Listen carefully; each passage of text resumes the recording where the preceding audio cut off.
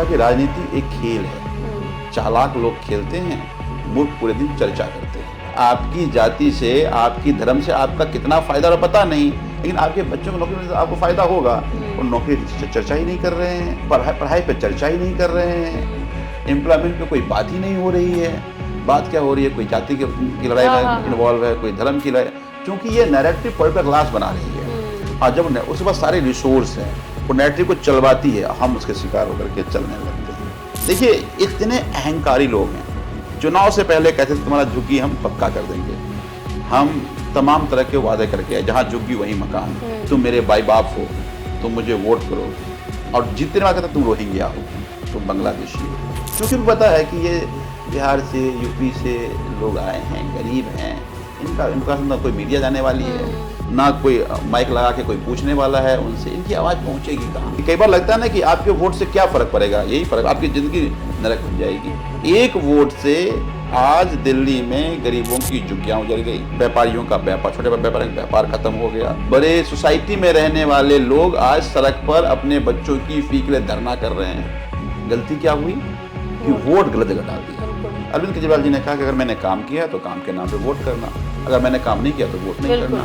लोगों ने वोट किया और फिर 62 सीट जीत करके आ गए। अब भारतीय जनता पार्टी का कान खड़ा हो गया। 2020 में ये तमाम रेडिकल कोशिशें की, ये शाहीन बाग, हिंदू, मुसलमान, क्या कहती एनआरसी, क्या क्या करने की कोशिश नहीं।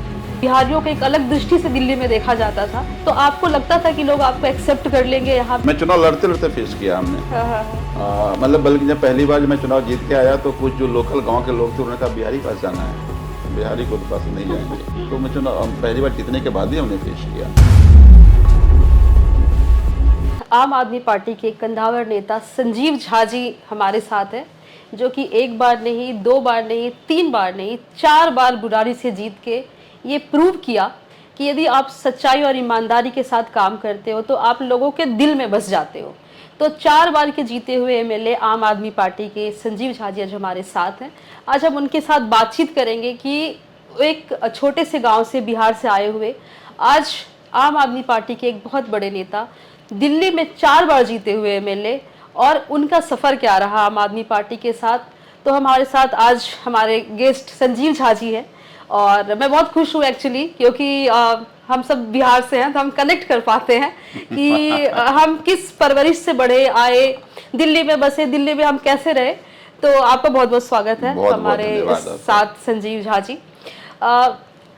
बेसिकली कोई हम यहाँ पे मैं आपसे बहुत ऐसे कोई पॉलिटिकल क्वेश्चंस नहीं पूछूंगी, लेकिन आप आज एक इंस्पिरेशन बन चुके हो। हम देखें तो बिहार जैसी जगह में भी, दिल्ली जैसी जगह में भी, क्योंकि जहाँ पे लोग 1 टर्म एमएलए रहते हैं, 2 टर्म एमएलए रहते हैं, आप 4 बार के एमएलए हो। और जहाँ तक मैंने आपके बारे में पढ़ा, आप एक बिहार के एक सामान्य से जगह से, एक सामान्य फैमिली के, मधुबन डिस्ट्रिक्ट से आए हुए यहाँ पर दिल्ली आए और आपने अपना करियर की शुरुआत करी। तो मैं आपसे सुनना चाहूँगी कि आपका सफ़र कैसा रहा दिल्ली में, कैसा लगा आपको एक छोटे से बिहार के गांव से आकर, एक सामान्य परिवार से आकर, और आप दिल्ली जैसी जगह में आज 4 बार टर्म्स के एमएलए हैं। तो मैं आप कुछ बताएं हमें अपने सफ़र के बारे में। देखिए, चूँकि आप भी बिहार से हैं, हम सब बिहार से हैं, हमारे यहाँ कोई इंडस्ट्री तो है नहीं, और एक तरह का माइंडसेट भी है हमारी सोसाइटी का कि बच्चे को नौकरी मिल जाए, सरकारी नौकरी मिल जाए और आईएएस बन जाए, तो इससे बड़ी बात तो कुछ है बिल्कुल नहीं। तो हर पेरेंट्स का एक ड्रीम होता है कि मेरा बच्चा यूपीएससी की तैयारी करे, और यूपीएससी की तैयारी करे तो या तो पटना में करेगा या दिल्ली में आके करेगा। तो हमने सोचा दिल्ली जाते हैं, तो पापा ने कहा चलो दिल्ली जाओ, तैयारी करो। हम लोग यूपीएससी की तैयारी करने आए थे। लेकिन कई बार क्या होता है कि सोशल इश्यूज पे मैं स्कूल्स टाइम से ही कुछ कुछ विषय पे हम लोग कुछ कुछ काम करते रहते थे, तो एक सोशल कनेक्ट रहता था। जो चैलेंजेस हैं, जो इश्यूज हैं, तो उस पर मुखरता से बात करना। तो जब बिहार में तब भी बात करते थे। बिल्कुल। दिल्ली आए तो कीड़ा तो ख़त्म नहीं होता है, तो दिल्ली आए तो दिल्ली के जो चैलेंजेस थे उस पर हम लोग कुछ, यहाँ इन्वायरमेंट चैलेंज था, झुग्गियों में बच्चों के एजुकेशन बहुत बड़ा चैलेंज था, तो उस पर हम लोग कुछ ग्रुप्स ऑफ जो स्टूडेंट्स थे उस पर काम करते रहते थे।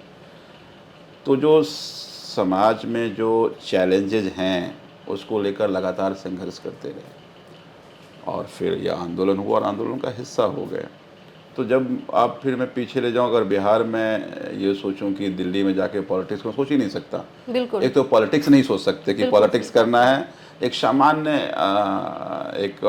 लोगों के मन में एक भावना रहती है कि नहीं, राजनीति तो एक अलग लोग हैं, वो अलग तरीके। कोई आपका परिवार अगर ये मानते हैं कि शरीफ लोग हैं, इज्जतदार लोग हैं, पॉलिटिक्स में नहीं जाएंगे।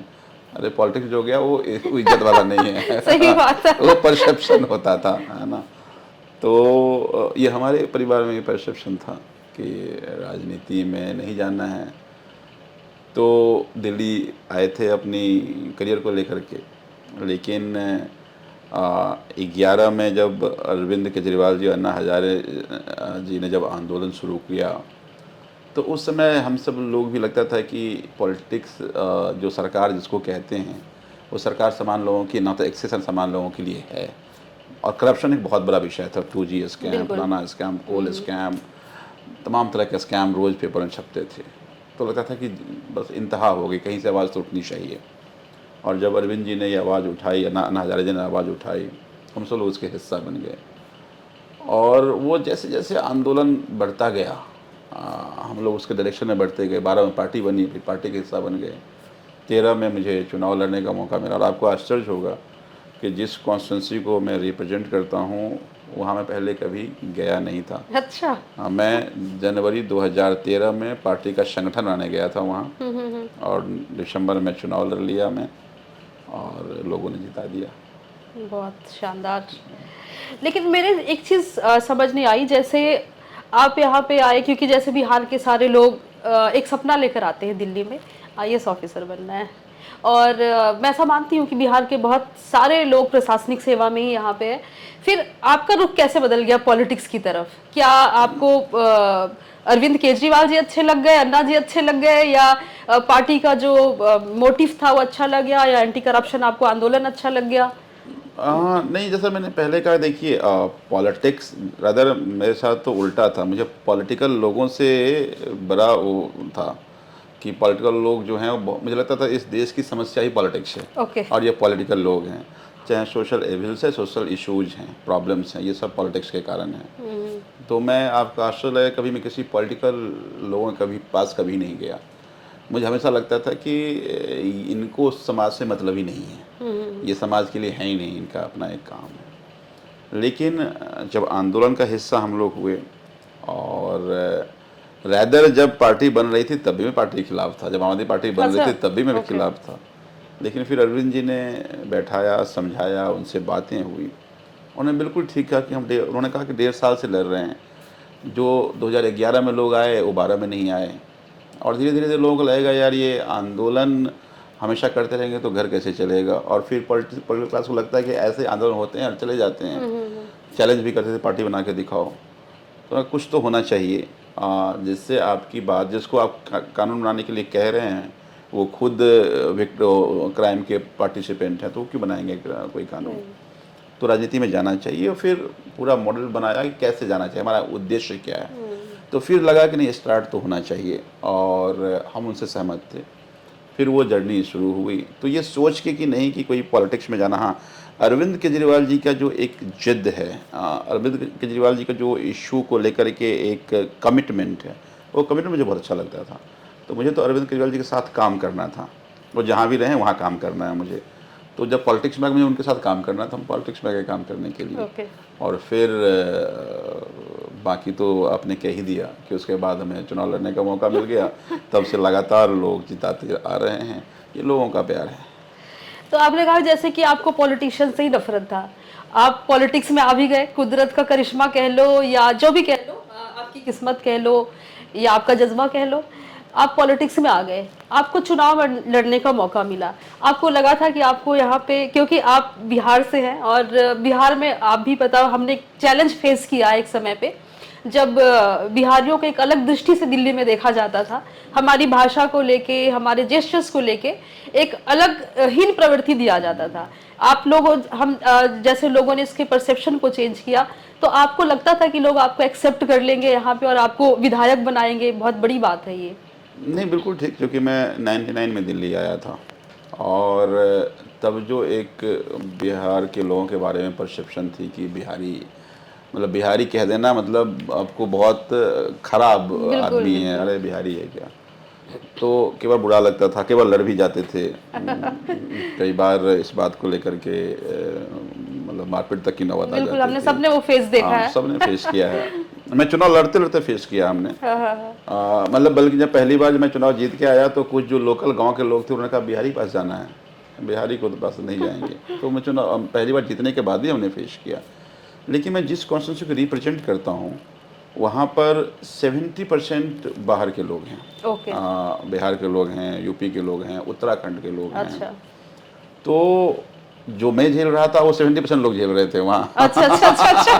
तो आप एक सहारा बन गए। हाँ, तो लोगों को लगा कि नहीं। अब दूसरा क्या था कि अगर पहले बीजेपी कांग्रेस में अगर लीडर थे भी बिहार के, यूपी के, तो उनकी हिम्मत नहीं थी कि चुनाव लड़ लें वो या टिकट मांग लें। बिल्कुल। उनके बारे में बड़ा मतलब, क्योंकि यहाँ के जो दिल्ली के जो गांव के लोग थे वो सब पैसे वाले लोग थे, दबंग थे। अब यहाँ लोग रोजी रोटी की नौकरी के लिए आए, कौन लड़ाई करेगा, लड़ाई तो नहीं करेगा, तो कौन आगे बढ़ेगा। तो जब मैं पहले चुनाव लड़ा था, एक तो अरविंद केजरीवाल जी पे लोगों को बड़ा विश्वास था कि वो जो कह रहे हैं वो ठीक कह रहे हैं, तो वो स्काउट से लोग जुड़े। और फिर लगा कुछ लोगों को ये भी लगा कि चलो ठीक है जी, हम लोग सब टॉर्चर्ड हैं, कि हमें कोई रिप्रेजेंट कर रहा है। बिल्कुल। और ऐसी कई सारी कहानियाँ हैं। मैं बताऊँ आपको कि मेरी एक जगह है मुकुंदपुर, ओके। उसमें ज़्यादातर लोग बिहार के हैं और उत्तर प्रदेश के हैं। जब पहली बार चुनाव लड़ रहा था तो वहाँ से एक और प्रत्याशी था जो बहुत दबंग था। तो लोगों ने कहा कि देखो, मैं वोट तो कर दूंगा, चुनाव प्रचार नहीं करूंगा आपके साथ। अच्छा। अगर चुनाव प्रचार करूंगा तो आप नहीं जानते हो क्या कर सकता है, हमारा घर तुड़वा देगा, मारपीट करेगा हमारे साथ। तो हमने सब लोगों को समझाया।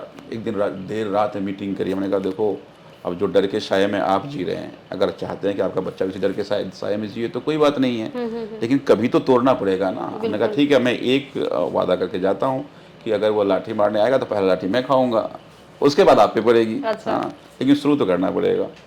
और चुनाव से पहली बार, चुनाव से एक दिन पहले मुझे उसके ही लोगों ने घेर लिया। रात के 12 बजे में, कल चुनाव है तो आज। अच्छा। और बहुत बदमाश, मतलब इतने बड़े बदमाश है कि पुलिस देख के भाग गई, और हम 2-4 लोग हैं और सब बदमाश हमें घेर लिया है। अच्छा।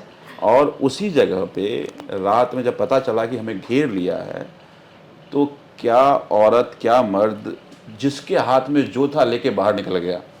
अच्छा। और नारा लगाते हुए पैसे पे न दारू पे, मोहर लगेगा झाड़ू पे। वाह। वो जो बदलाव आया, मतलब जो डरता था कि हम लड़, और एक बार बाहर आया तो लोग भागे, अच्छा। तो हिम्मत जज्बा बढ़ा। अच्छा। और आज सब सामान्य है। आज ना तो कोई गांव की बात है, ना बात है। आज लोग बिहारी कहने से डरते हैं, पूर्वांचली कहने से डरते हैं। ये पॉलिटिकल एम्पावरमेंट से आता है। देखिए, आपके पास कितने भी पैसे हो जाएं, कितने भी कुछ हो जाए, जब तक आपका पॉलिटिकल एम्पावरमेंट नहीं है ना, सोसाइटी एम्पावर्ड नहीं होती है। एग्जैक्टली। तो वो जो आम आदमी पार्टी के कारण बहुत सारे एमएलएज यूपी बिहार के बने, अलग अलग जगह के बाहर के लोग बने, उससे जो हमारा सोसाइटी था, वो जो बाहर के लोग थे पॉलिटिकली एम्पावर्ड हुए। और उसका ये परिणाम था कि अब ये लोग इस तरह की भावना से लोग अब कम से कम ऊपर आ मन में पाए। भले ही हो, बाहर बोलता नहीं है। कई तो लोग अब लोग टाइटल बदल लेते हैं कि टाइटल का नुकसान हो रहा है उनको जो लोकल हैं। तो ये सब पॉलिटिकल एम्पावरमेंट के कारण हुआ। और उसके बाद आपने बिल्कुल ठीक कहा कि मुझे याद है जब मैं पहली बार चुनाव लड़ रहा था, मुझे 60,000 वोट मिला था और मैं 10,000 वोट से जीता था। बिल्कुल। दूसरी बार 15 मेरी मार्जिन ही 68,000 की थी, यानी जी। पहली बार जितना वोट पड़ा था हाँ। उससे ज़्यादा की मार्जिन दूसरी बार थी। तीसरी बार मेरी मार्जिन 88,000 88,000 की की थी। थी। बिल्कुल। तो वो मुझे लगता है कि लोगों को सेंस आया कि लो मेरा अपना जैसा भी है अपना है, हाँ। सुन तो लेता है ना हमारी बात, अच्छा। बुरा तो नहीं बोलता है ना। पहले लोग बदतमीजी करते थे, रिप्रेजेंटेटिव बदतमीजी तो नहीं करता ना, हम सुना के तो आ जाते हैं ना, काम भी कर देता है हमारा, पार्टी भी अच्छी है, तो वो सब कनेक्ट किया एक, हाँ, एक आपको। तरह से कोहेशन का काम सब कुछ किया है, एक तरह से है ना, उत्प्रेरक का काम किया सब। और उसके परिणाम थे कि ये लगातार चौथी बार भी लोगों ने जिताया। इस बार मेरी मार्जिन 20,700 के करीब की थी। बिल्कुल। तो लेकिन लोग एकजुट होकर के वोट किया लोगों ने। तो वो उसको लगता है कि चलो ठीक है भाई, हमें मेरा रिप्रेजेंटेटिव है, मेरी बात सुन लेता है, मुझसे बदतमीजी नहीं करता। ये सब कारण है कि लोग लगातार जिता रहे हैं। तो मैं इस बात से आपसे सहमत हूँ कि ये जो आम आदमी पार्टी की स्थापना अरविंद केजरीवाल की लीडरशिप और उनके काम के कारण लोगों में ये लगा कि मेरा काम सरकार कर सकती है या हो सकता है, या मेरे लिए सरकार है। एक्सेसिबिलिटी थी, बेनिफिट था उनको, Exactly. जिनको ज़रूरत थी। देखिए अरविंद केजरीवाल एक बात पहली बार जब जीत के आए तो हम लोगों को बैठा के कहा उन्होंने सरकार बनने के बाद कि देखो, सरकार जिसको जनता चुनती है उसकी जिम्मेदारी होती है कि अपनी पॉलिसी में ज़्यादा जगह उसको दे जिसको ऊपर वाले ने कम दिया है। और आप जितनी भी पॉलिसी देख लीजिए, चाहे बिजली फ्री, पानी फ्री, सरकारी स्कूल अच्छा, अस्पताल फ्री, ये सब उसके लिए था जिसको ऊपर वाले ने कम दिया है। बिल्कुल एक बेंचमार्क सेट किया तो वो जो जिसको सरकार की जरूरत है, एक्चुअली जो सरकार का बेनिफिशियरी क्लास होना चाहिए, वो 75 साल से वो बेचारा बेनिफिशियरी नहीं है, बेनिफिशियरी तो वो जो जरूरत नहीं थी। बिल्कुल। तो अरविंद केजरीवाल जी ने उसको पलटा और बेनिफिशियरी क्लास जिसको वास्तव में सरकार के साथ खड़ा होना चाहिए वो खड़ा उसके साथ खड़े हुए। इसका परिणाम था कि इसका परिणाम लगातार आते रहे, हम लोग उसके बेनिफिशियरी हम लोग रहे फिर। हाँ बिल्कुल। मैंने वैसे सुना है, कभी ऐसे बात भी हुई है, आपके पिताजी कहते थे कि आप एक बहुत ही बिगड़ैल बच्चे हो। लेकिन आज आपने प्रूव किया है उसके बारे में। अब क्या आपके पिताजी की और मतलब अब जब आप बने आपकी फैमिली की, बेसिकली अब फैमिली का क्या राय होता है आपके बारे में? देखिए होता क्या है कि हर माँ बाप का एक्सपेक्टेशन रहता है कि मेरा बच्चा अच्छा करेगा, खूब पैसे कमाएगा, खुद अच्छा रहेगा, परिवार को अच्छा करेगा, तमाम तरह की एक्सपेक्टेशन रहती हैं उन्हें।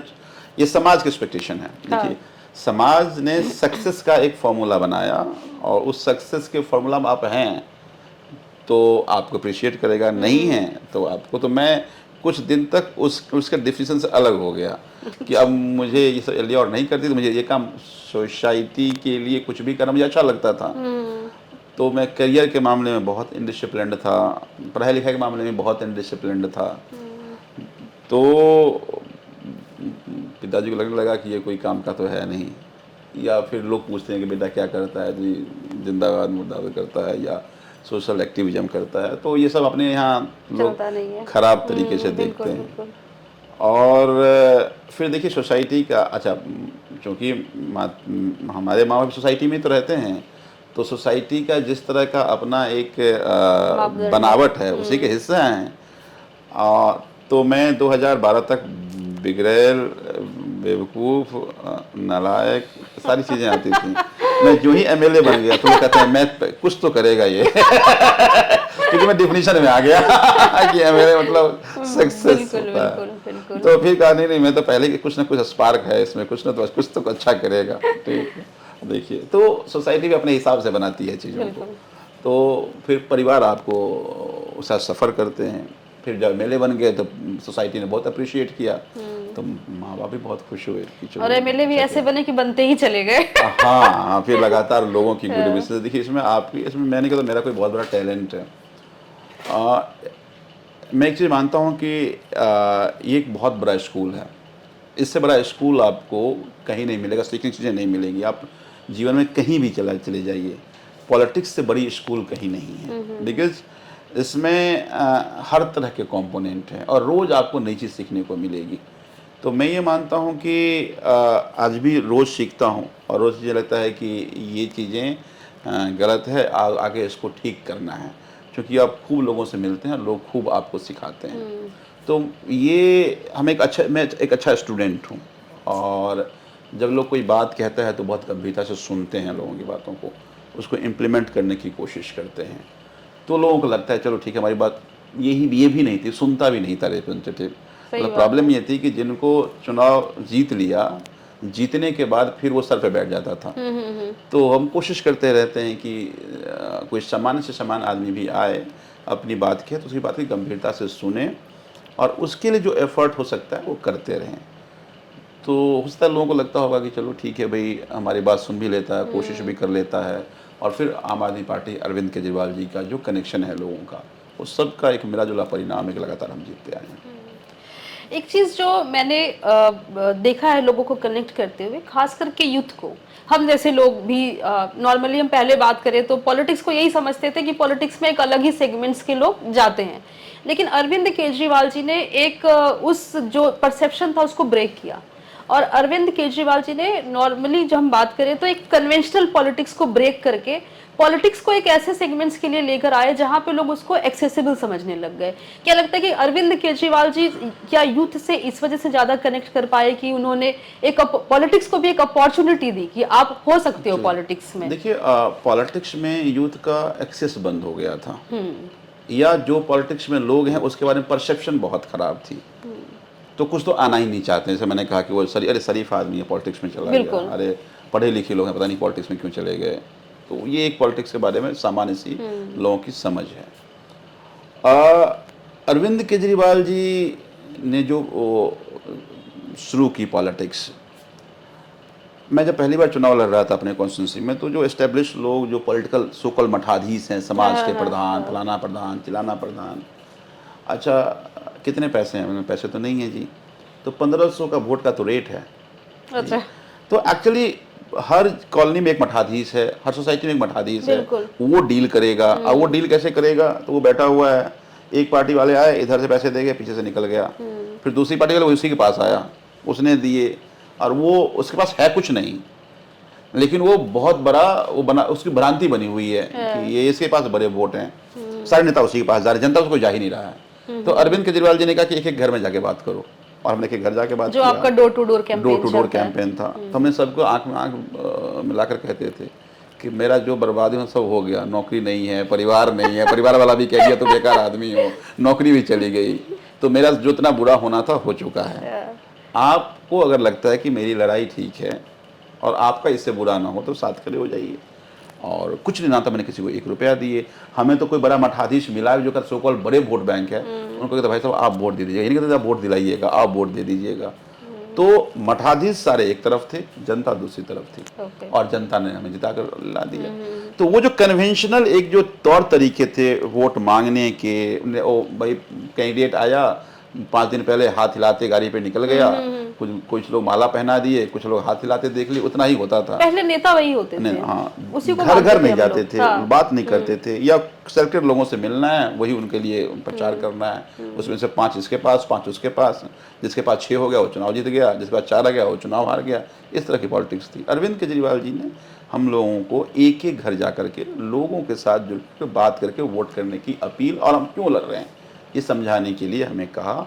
और जब हम आम आदमी पार्टी ने, अरविंद केजरीवाल जी, हम सब ने जब ये उसको किया, तो फिर देखिए सारे मठाधीश रह गए, तो कुछ था ही नहीं, माहौल बनाए हुए थे ये, बिल्कुल। और तब से लगातार, और उसके बाद सभी पॉलिटिकल पार्टियां हमारे रास्ते पर आई, वो लोग कुछ कुछ डोर टू डोर करना शुरू किया है। लेकिन जिस कमिटमेंट के साथ आम आदमी पार्टी कार्यकर्ता या नेता कर रहे हैं, उस कमिटमेंट के साथ आज भी पॉलिटिकल पार्टियां नहीं कर रही हैं।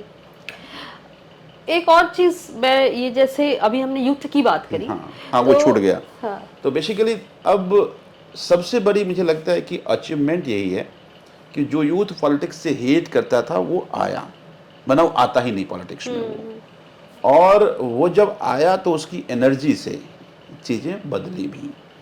अब मुझे याद है, मैं आंदोलन की बात बताता हूँ आपको, क्योंकि हम लोग समय समय पर दिल्ली में अलग अलग मूवमेंट करते रहते थे, तो यूथ उस तरह का नहीं अट्रैक्शन था या आता नहीं था। हम 10-50 फ्रेंड इकट्ठा हो गए, कर लिया, हम कितना भी समझा लिए, लोग उस तरह का लोगों का अटैचमेंट नहीं था।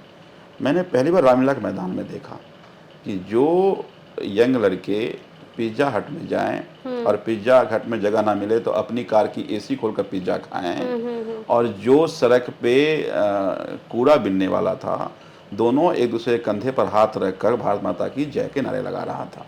तो एक उम्मीद वहां से जगी, और उसके बाद जब पार्टी बनी तो वो सारे यंग लोग आ गए। अब देखिए हमारे एमएलए का पहली बार एवरेज एज ही 35 था, फिर एवरेज 37 था। एक चीज तो और भी था कि पहले हम देखते थे कि एमएलए के बच्चों की शादियों में जाते हैं, एमएलए की शादी में जा रहे हैं, खुद की शादी इसके बाद ही हुई है, बहुत सारे एमएलए की शादी हुई है, वरना ये बिल्कुल ठीक कह रहे हैं कि यही होता था। ऐसा वो तभी होता जब किसी एमएलए का बेटा अगर एमएलए बन गया, तभी होता। सामान्य कोई आदमी ऐसा नहीं कि इतने यंग एज में एमएलए बन जाएगा। तो एक रास्ता खुला, और मुझे लगता है कि चाहे पहली बार हो, दूसरी बार हो, जो एमएलए बने वो कभी जिंदगी में किसी पार्टी को ज्वाइन ही नहीं किया था, वो सब एमएलए बन गए। बिल्कुल। और उसका परिणाम ये था कि एक होप जगी यूथ में। और मुझे हमेशा लगता है, देखिए आज प्रॉब्लम क्या है कि रोज दुनिया बदल रही है और बहुत तेजी से बदल रही है।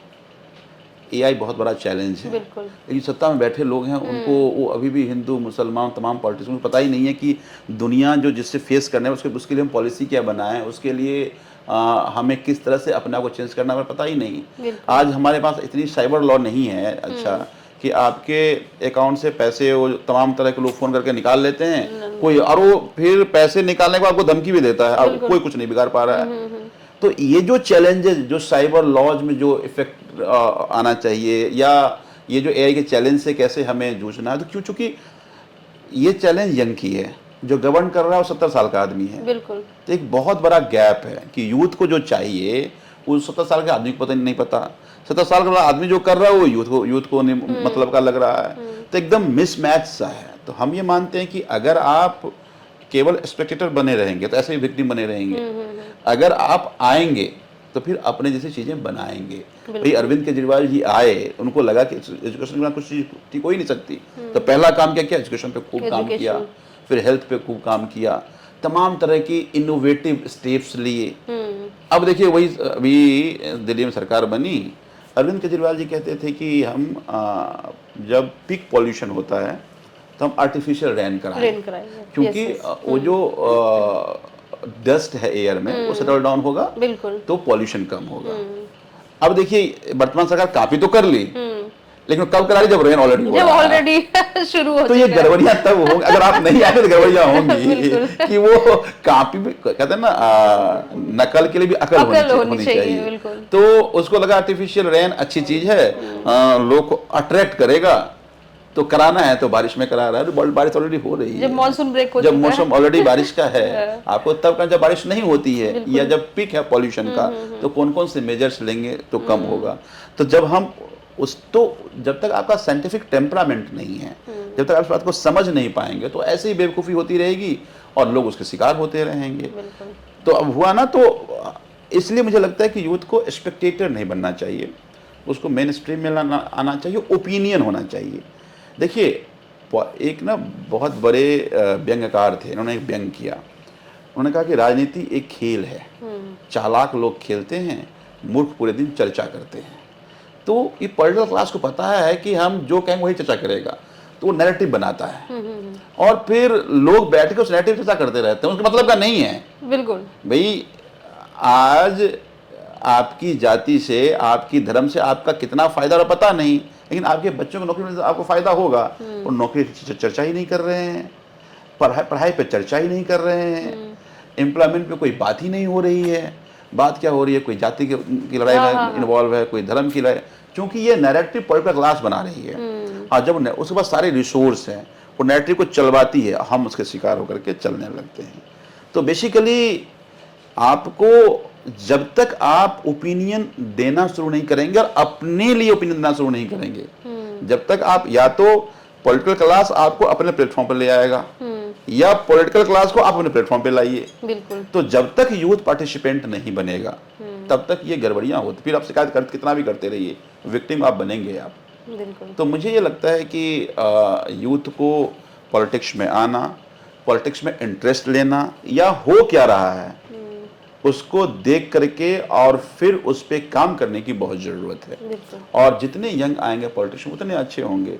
अब देखिए ना, 11 साल की अचीवमेंट की बात प्रधानमंत्री करते हैं, पूरे विश्व घूम लिया, कोई भी ऐसा देश नहीं होगा जो उनको जेहन में है वहाँ नहीं गए होंगे। लेकिन देखिए कि अभी अस्थाई परिषद का सदस्य पाकिस्तान बन गया और 182 में 170 वोट उसको मिल गया।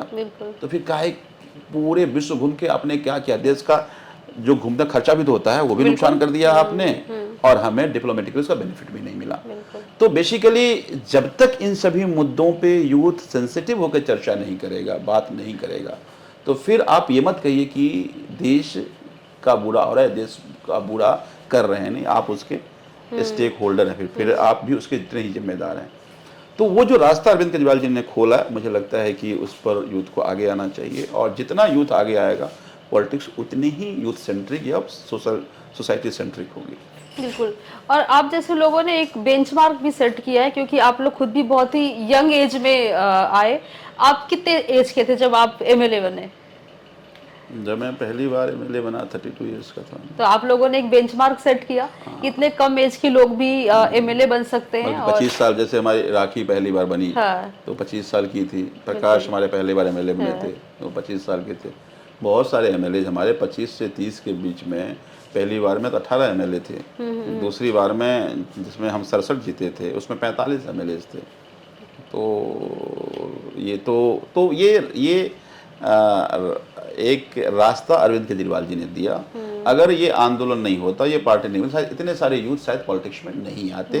अब अतिशी आए, राघव आए, सौरभ, कई सारे लोग बहुत रिमार्केबल काम किए हैं जो नहीं हो पाता। भाई अतिशी नहीं आ पाती हैं अगर अरविंद केजरीवाल जी ने पार्टी नहीं बनाया होता, और अगर नहीं आती तो जो कुछ भी आज कंट्रीब्यूट कर रही हैं सोसाइटी के लिए, या जिस तरह से लोग उनको आज अप्रिशिएट कर रहे हैं, वो अपॉर्चुनिटी नहीं मिलता उनको। ऐसे बहुत सारे लोग हैं जो चाह के भी नहीं आ पाते थे, अब प्लेटफॉर्म में आना चाहिए मुझे लगता है। पर मुझे ऐसा लगता है कि उन्होंने ये दिखाया बेसिकली, एक तो एक्सेसिबिलिटी बहुत बड़ी चीज़ थी कि लोग मुख्यमंत्री से मिल भी सकते और मुख्यमंत्री से बात भी कर सकते और मुख्यमंत्री उनका सुनता भी है।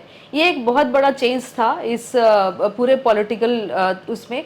और एक ऐसा भी था कि जब जिस तरीके से अरविंद केजरीवाल जी ने बिल्कुल सामान्य मुद्दों पे काम किया, जैसे अभी हम बात कर रहे थे एजुकेशन के ऊपर, हेल्थ के ऊपर, और बिल्कुल जो निचले तबके के लोग हैं उनके लिए पानी, बिजली जैसे जो उनके रोजमर्रा की जिंदगी में उनको बेसिक सुविधा देने के ऊपर, ये एक बहुत बड़ा रिमार्केबल चीज था जिससे यूथ भी कनेक्ट की, और जिनको एक्चुअल में जरूरत थी उस चीज को अरविंद केजरीवाल जी ने वहां पे पहुंचाया। और आप जैसे लोग उनके शोल्डर बने और बहुत ही अच्छे तरीके से काम किया।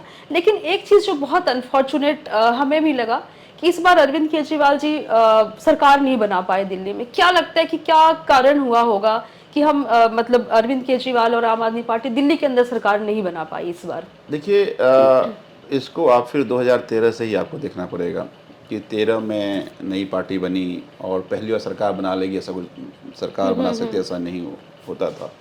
पहली बार सरकार बन गई, 49 दिन के सरकार को लोगों ने देखा, तो 15 में कितनी भी कोशिश की ये लोग कैंपेन करने की, जनता ने नहीं मानी और एक रिमार्केबल विक्ट्री दी। फिर 5 साल काम हुए। 2020 में ये तमाम रेडिकल कोशिशें की, ये शाहीन बाग, हिंदू, मुसलमान, क्या क्या सीए, एनआरसी, क्या क्या करने की कोशिश नहीं की। अरविंद केजरीवाल जी ने कहा कि अगर मैंने काम किया तो काम के नाम पे वोट करना, अगर मैंने काम नहीं किया तो वोट नहीं करना। लोगों ने वोट किया और फिर 62 सीट जीत करके आ गए। अब भारतीय जनता पार्टी का कान खड़ा हो गया। भारतीय जनता पार्टी को लगा कि अरविंद केजरीवाल के काम अब दिल्ली नहीं, पंजाब में सरकार बन गई, दिल्ली नहीं अब दिल्ली के बाहर भी फैल रहा है, और अरविंद केजरीवाल को दिल्ली के बाहर खत्म करना बहुत मुश्किल है, क्योंकि दिल्ली का मॉडल है जिसको लेकर चला जाता है, उसने किया है काम को। तो फिर इन लोगों ने प्लान बने सारे कि इनको दिल्ली में ही खत्म करना है। तो दिल्ली में कैसे खत्म करना है, तो फिर वो सो कॉल्ड एक करप्शन का मुद्दा लेकर के आ गए, सभी नेताओं को जेल में भेज दिया। कहा कि अगर किसी तरह से काम जो रोज के काम है ये अगर रुक जाएगा तो लोग नाराज होंगे और फिर नहीं वोट करेंगे। तो पहले तो सभी नेताओं को जेल में बंद कर दिया, परसेप्शन खराब करने के लिए। वो एक मूवी थी सरकार राज, देखा ना, कहता सरकार एक सोच है, बिल्कुल, तुम सरकार व्यक्ति को नहीं खत्म कर सकते, सोच को खत्म करो।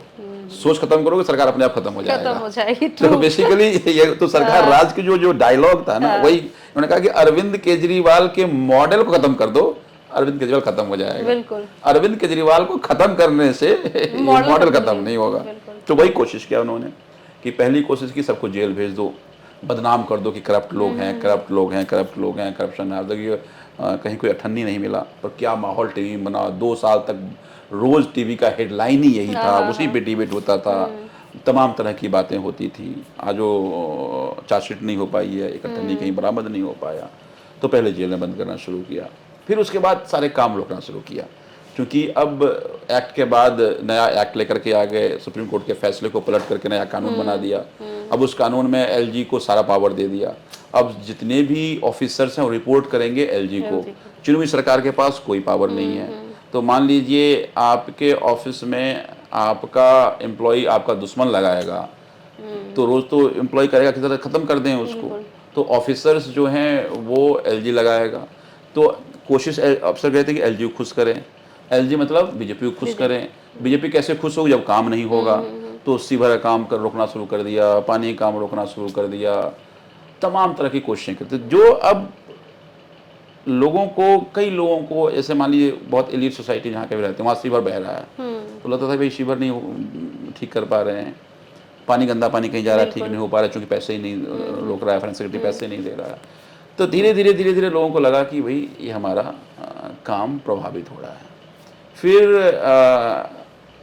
लोगों को जो एक्चुअली गरीब लोग हैं, गरीब तबके के लोग हैं, उनको खूब मिसगाइड करने की कोशिश की गई।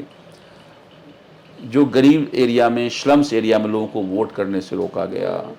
तमाम तरह की जो रिसोर्सेज थे, पुलिस को, बदमाशों को, पूरे दिल्ली के बदमाशों को लगा दिया गया, धमका के तुमने अगर नहीं जाके धमकाया तुमको जेल में बंद कर देंगे।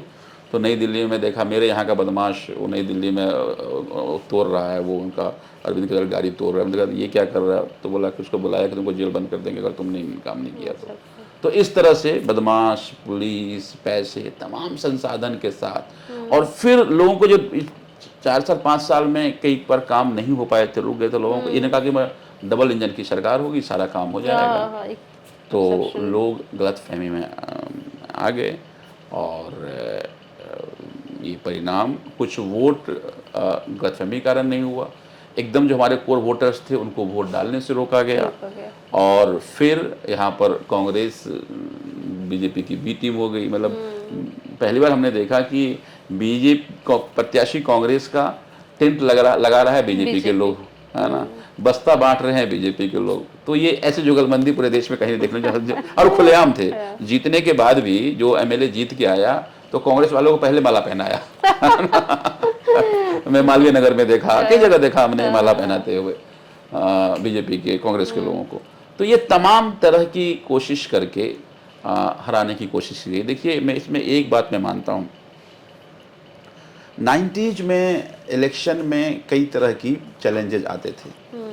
टीएन सेशन एक इलेक्शन कमिश्नर बने, उन्होंने उस समय के जो चैलेंजेस थे उसको ठीक किया। पैसे की बात, इलेक्शन ट्रांसपेरेंसी की बात, फिर उसके तमाम तरह के मेजर्स के, जिससे इलेक्शन फेयर होने लगा।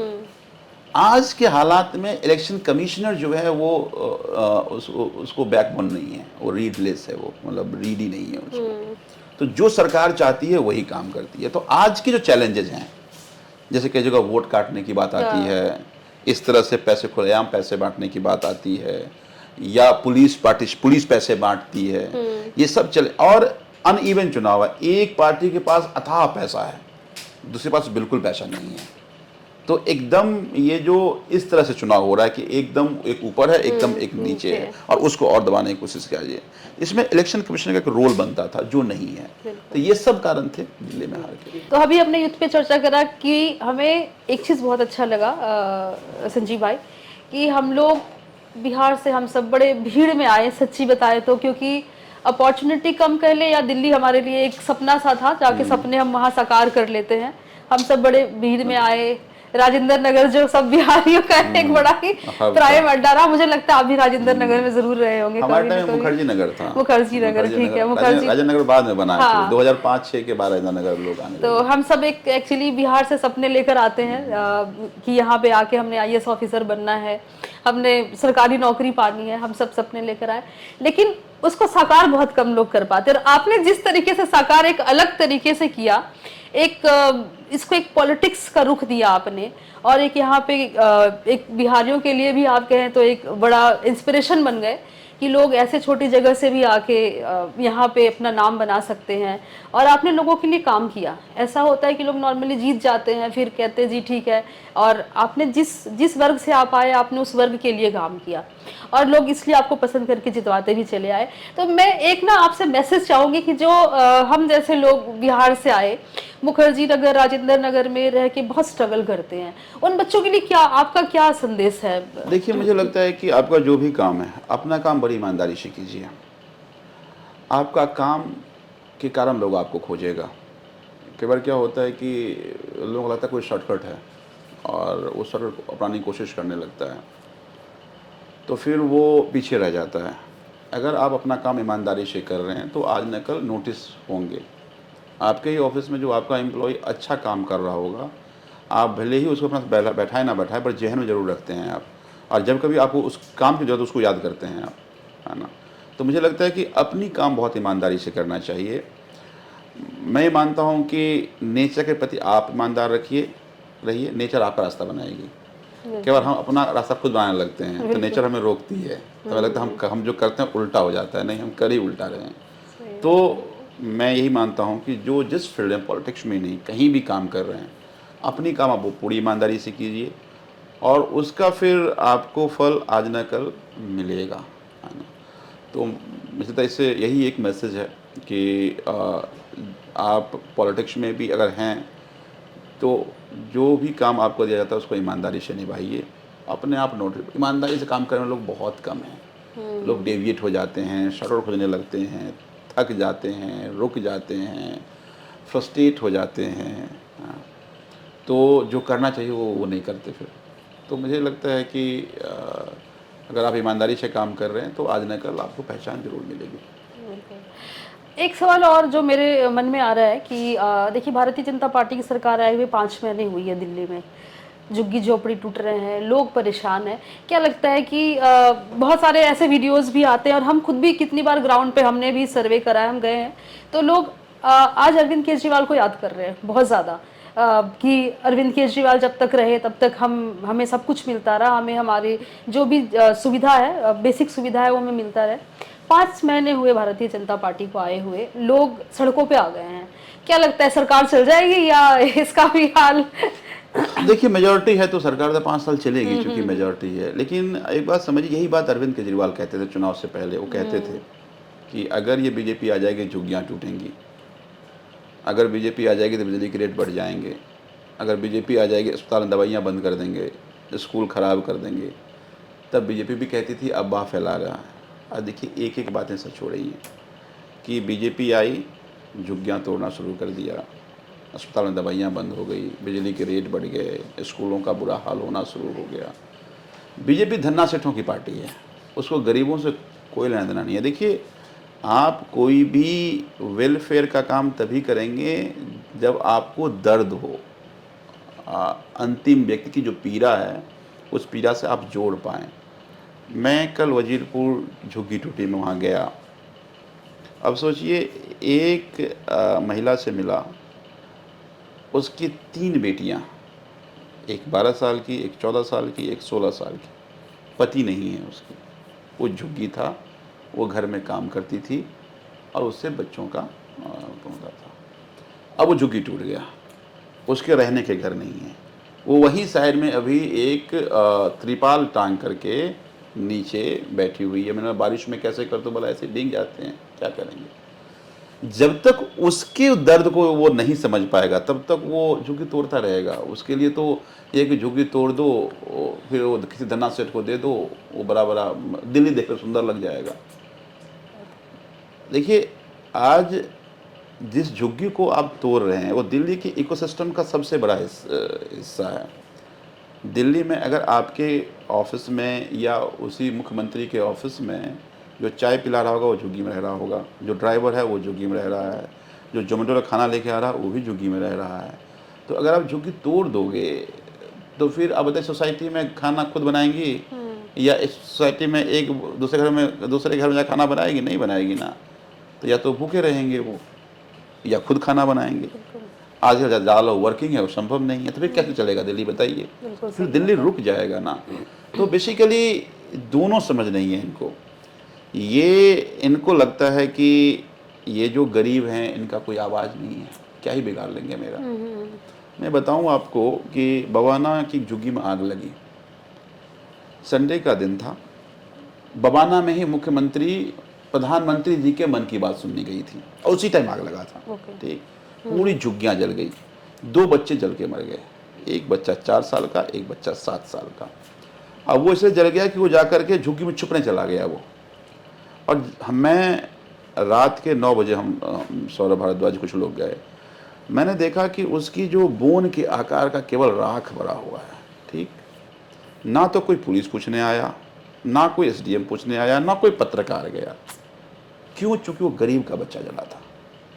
इमेजिन कीजिए, कोई अमीर का बच्चा, किसी नेता बच्चा जल गया रहता, पूरे देश की मीडिया वहाँ खड़ी दिखती, वो डीएम एसडीएम सब वहीं खड़े दिखते, सरकार वहीं खड़ी दिखती। तो फिर ये सरकार किसकी है बताइए आप? अगर वो गरीब की होती तो मुख्यमंत्री वहीं थी, अरे जिनके बच्चे जिनके मन की बात तो सुन लो।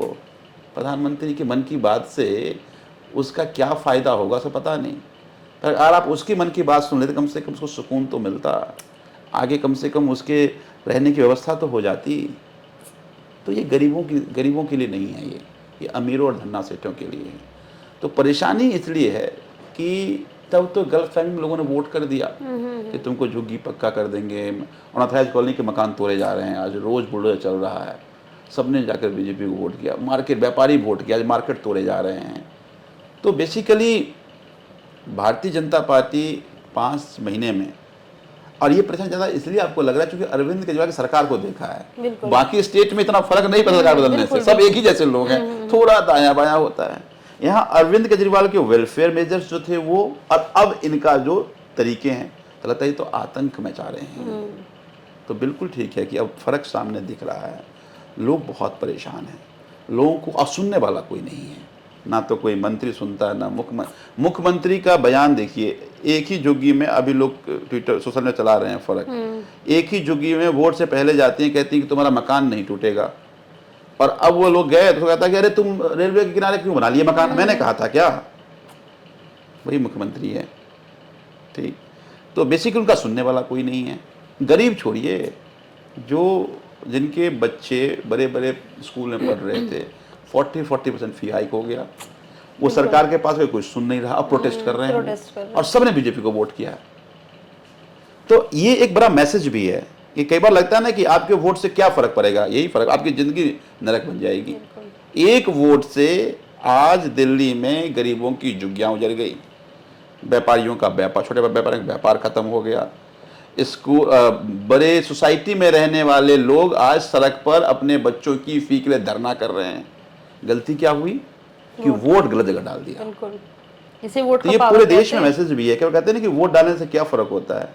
एक अच्छी जगह डालने से 10 साल सुकून में बीता, सही बात, और एक बुरे जगह डालने से 5 महीने में ही आपकी जीवन नरक त्राही लोग कर रहे हैं। कहाँ जाए, कोई सुनने वाला नहीं, कोई बात करने वाला नहीं।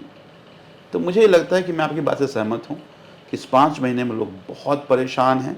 लोग अब अरविंद केजरीवाल को याद कर रहे हैं। पता नहीं ये 5 साल कैसे कटेगा लोगों का। उम्मीद करते हैं लोगों को इससे समझ में तो आएगा कि वोट का पावर क्या है। नहीं, हम लड़ेंगे उनके लिए। देखिए, हमने झुग्गी वालों के लिए खड़े रहे, हम सब लोग गए, भले ही हमें वोट नहीं किया, लेकिन उसके बावजूद आज उनके साथ गलत हो रहा है तो हम लोग खड़े रहे। हम पूरे दिल्ली को, अरविंद केजरीवाल जी ने कहा कि तुम सब इकट्ठा हो जाओ, तुम्हारी लड़ाई लड़ने के लिए तैयार हैं। आज जिस दिन 40 लाख लोग इकट्ठा हो जाएंगे, इनकी रात की नींद हराम हो जाएगी।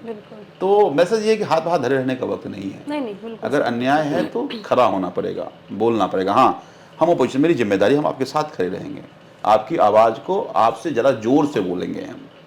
हम सदन में आपकी आवाज़ उठाएंगे, लेकिन आपको इस तरह से कुछ नहीं हो सकता कह के बैठना नहीं चाहिए, आपको आगे आना चाहिए। मुझे उम्मीद है कि दिल्ली के लोग अपने हक की लड़ाई को लड़ेंगे। और आप और अरविंद केजरीवाल की पूरी टीम तो साथ हम सब लोग, मैं अपोजिशन में हूँ, अतिशी हमारी लीडर अपोजिशन की हमारी लीडर हैं, और हम 22 MLAs हैं। वो 22 MLAs दिन रात लोगों के जो साथ अन्याय हो रहा है उसके खिलाफ हम आवाज़ उठाते रहेंगे। और मुझे लगता है कि यदि ये लड़ाई आप सब साथ में लड़ेंगे तो कुछ ना कुछ तो इसका सॉल्यूशन देना पड़ेगा। अब देना पड़ेगा। जंतर मंतर में लोग आए उस दिन, बारिश के बाद, लास्ट संडे बारिश में आए। पता उसका फायदा क्या हुआ? सारे बीजेपी के MLA झुग्गी घूमना शुरू कर दिए हैं, सारे MLA जा रहे हैं। अब समझिए, अगर लोग इकट्ठा नहीं होते तो बीजेपी MLA कभी झुग्गी जाते नहीं, तो बदबू आती है उनसे, वो नहीं जाते कभी। क्यों जाना शुरू किए? क्योंकि जंतर मंतर पर लोग अप्रत्याशित आ गए। तो अपना यूनिटी बनाकर रखेंगे तो ये मजबूर होंगे आपके पैरों फिर आने। देखिए, इतने अहंकारी लोग हैं, चुनाव से पहले कहते थे तुम्हारा झुग्गी हम पक्का कर देंगे, हम तमाम तरह के वादे करके आए, जहां झुग्गी वहीं मकान, तुम मेरे भाई बाप हो, तुम मुझे वोट करो, और जितने बार कहते तुम रोहिंग्या हो, तुम बांग्लादेशी हो। तो समझ रहे हैं कि ये गरीबों को कैसे फॉर ग्रांटेड लेते हैं, क्योंकि उनको पता है कि ये बिहार से, यूपी से लोग आए हैं, गरीब हैं, इनका ना कोई मीडिया जाने वाली है, ना कोई माइक लगा के कोई पूछने वाला है उनसे, इनकी आवाज़ पहुंचेगी कहाँ? बिल्कुल, तो हम कुछ भी कह देंगे। लेकिन अपोजिशन में सही, दिल्ली में आम आदमी पार्टी है, ऐसे उनकी आवाज़ दबने नहीं देंगे हम। क्योंकि कल हमने भी एक सर्वे किया था, हमारी टीम भी थी, जैसे हम मद्रासी कैंप भी गए, वहाँ पे हमने देखा बहुत सारे ऐसे मद्रासी तमिलनाडु के लोग थे। हम भूमिहीन कैंप गए, भूमिहीन कैंप में ज़्यादातर बिहार और बंगाल के लोग थे। इनफैक्ट उनके हमने 1.5 साल के बच्चे को वहाँ पे एक वैसे ही जो टूटी हुई ईंट थी उस पे बैठ के उस बच्चे को हमने खेलते हुए देखा, बड़ा ही गूज बम्स हुए हमारे। लेकिन एक सिरसा जी का स्टेटमेंट था कि ये सारे रोहिंग्याज हैं। तो लेकिन जब हम ग्राउंड पे हमने भी उसका सर्वे किया और रोहिंग्याज नहीं थे, बेसिकली सब तमिलनाडु, बिहार और बंगाल से आए हुए लोग थे। तो क्या भारतीय जनता पार्टी फिर से एक परसेप्शन बनाने में लगी हुई हाँ, है? मतलब इनको गरीबों से लेना देना नहीं है। ये केवल अपनी परसेप्शन के लिए कुछ भी कर सकते हैं। एक बात समझिए कि ज़्यादातर लोग बिहार में, वजीरपुर की झुग्गी में गया, वहीं जलियांवाला बाग में गया, मद्रासी कैंप में गया, बिहार यूपी अलग अलग राज्यों से आए हुए लोग हैं। एक तो तुमने उसका घर तोड़ दिया, तो आज तुम कह रहे हो कि रोहिंग्या है, बांग्लादेशी है, तो फिर तुमने उसी रोहिंग्या बांग्लादेशी को वोट लेकर के तुम आ गए ना, तो फिर तुम कौन हो? बिल्कुल। तो आज प्रधानमंत्री कहते थे हम बेघर को घर देंगे, जिसका घर था उसको तुमने बेघर कर दिया। भाई पहले रिहेबिलिटेट कर देते ना, फिर झुग्गी तोड़ देते, कोई कुछ नहीं कहता तुमको। और जहाँ जहाँ रिहेबिलिटेट हुआ है वहाँ जाके देखिएगा। मैं गया, वजीरपुर के बगल में कुछ बिल्डिंग बने हुए हैं, 17 फ्लोर की बिल्डिंग है, लिफ्ट नहीं है, पानी की सुविधाएं नहीं हैं, सीवर जाने की सुविधाएं नहीं हैं, तमाम तरह की अपराध उस सोसाइटीज़ के अंदर हो रहा है। जो रहे थे बोला कि हमारे हालात में झुग्गी वापस कर दो, मैं समझूंगा स्वर्ग में दे दिया हमें सरकार ने। तो जिन थोड़े मोड़े को रिहेबिलिटेट किया उसकी भी ज़िंदगी नरक है, और जिनका झुग्गी था उनका रिहेबिलिटेशन कोई प्लान नहीं है, और मकान तोड़ दिया। कहाँ जाए बताइए, आप बताइए ना। 40-50 साल से लोग रह रहे हैं, कई लोगों को जन्म हुए उनके बच्चे हो गए वहाँ पे। बिल्कुल। वो छोटे छोटे बच्चे लेके कहाँ जाएगा? अब वो बिहार, यूपी, मद्रास, राजस्थान में भी कोई नहीं है उसका, जो 50 साल से सब कुछ यहीं का हो गया ना। बिल्कुल। तो तुम कहते हो कि राष्ट्र प्रथम तो उन्हीं बच्चों से बनेगा जिनको तुमने बेघर कर दिया, जो आज उस ईंट पर खेल रहे हैं, कल को वो क्राइम करेंगे, कोई रास्ता नहीं है उनके पास। लेकिन अपने जहन में तुम्हारे इस अपराध को लेकर जरूर उसको जहन में रखेंगे। समय आएगा, बदला तो लोग लेंगे। देखिए 5 साल यूं ही बीत जाते हैं, चुटकी बातें बीत जाता, लगता पता है भी ना, नहीं चलता। इनको ये जो अहंकार है कि हम आगे तो आजीवन रहेंगे। एक बार लोगों 93 से 98 का मौका दिया था, बिल्कुल 27 साल तक इनकी वापसी नहीं हुई थी। मैं आज आपको यहाँ आपके पॉडकास्ट पे कह के जाता हूँ, दिल्ली के ये 5 साल इनको पूरे देश से सफाया कर देंगे। जिस तरह का दिल्ली में इन्होंने अमानवीय रवैया इन्होंने गरीबों के साथ, जिनके साथ सहारा नीम के साथ जो अपनाया है इन्होंने। बिल्कुल, क्योंकि देखिए हाल तो बुरा है, इसमें कोई शक नहीं है, और मुझे पूरी उम्मीद है वैसे अरविंद केजरीवाल और आपकी पूरी टीम गरीबों की आवाज़ जैसे बन के आवाज़ उठाते आए हैं, वो भी आगे भी आवाज़ उठाते रहेंगे और बिल्कुल उनको न्याय दिलाने की कोशिश करेंगे। और एक लास्ट सवाल आपसे, आपके लाल कुर्ते के पीछे क्या राज है? हमने आपको हमेशा लाल कुर्ते में ही देखा। ये सवाल मैं भी जब मैंने बहुतों को बताया कि संजीव झा जी हमारे गेस्ट हैं, तो उन्होंने कहा ये क्वेश्चन जरूर पूछना, लाल कुर्ते के पीछे क्या राज है? ये बड़ा मिस्ट्री हो गया। ये जो लाल कुर्ता है मैं 2011 से पहन रहा हूँ, तो 14 साल कम उम्र हो गए होंगे। और अब ऐसा है कि लाल कुर्ता कोई दूसरा पहन के आ जाए तो संजीव झा समझा जाता है। हाँ, तो लोग कहते हैं संजीव झा ने दिया होगा, या ऐसा वो लाल कुर्ता हमारे से रिश्ता बन गया। ऐसा कोई राज नहीं है एज सच। 2011 में आंदोलन में IS युवा मंच नाम की एक टीम थी, तो यूथ की अपनी एक आइडेंटिफिकेशन, सब लाल कुर्ता पहनते थे, मैं भी पहनता था, मैं पहनता रह गया। अच्छा, तो बस यही कारण है। चलिए आपके सक्सेस का वो भी हो गया, वो सिग्नेचर मार्क हो गया, आइडेंटिटी बन गया हमारा, एक तरह से हमारी पहचान। लोग कहते हैं लाल कुर्ता वाला विधायक। वो मुझे याद है कि मेरी शादी का समय था, तो जो मेरी सास हैं वो गई कपड़ा खरीदने, वो बोले कि लाल कुर्ता वाला चांदनी चौक में कहीं गई होंगी, तो उन्होंने कहा कि भाई कुर्ता लेना, लाल कपड़ा दो। तो दुकानदार कहता है कि वो जो संजीव झा जैसा कुर्ता पहनता है वैसा कुर्ता। तो इस तरह से आपका लाल सिग्नेचर कुर्ता मार्क हमसे ही बन जुड़ गया है कि कोई लाल कुर्ता डिमांड करेंगे, लोग कहेगा जो विधायक पहनता है वैसा ही कुर्ता क्या। बहुत बहुत धन्यवाद संजीव भाई, आज आप हमारे यहाँ ऑफिस में आए, हमारे पॉडकास्ट पे आए, उम्मीद करते हैं आपके सारे मैसेजेस बहुत लोगों को इम्पैक्ट भी करेगी। आपने बहुत अच्छे संदेश दिए, बहुत अच्छे मैसेजेस आज दिए यूथ के लिए भी, दिल्ली वालों के लिए भी। मुझे लगता है कि ये एक इंस्पिरेशन बन के भी आगे जरूर आएगा। आपका बहुत बहुत धन्यवाद। बहुत बहुत धन्यवाद आपका भी।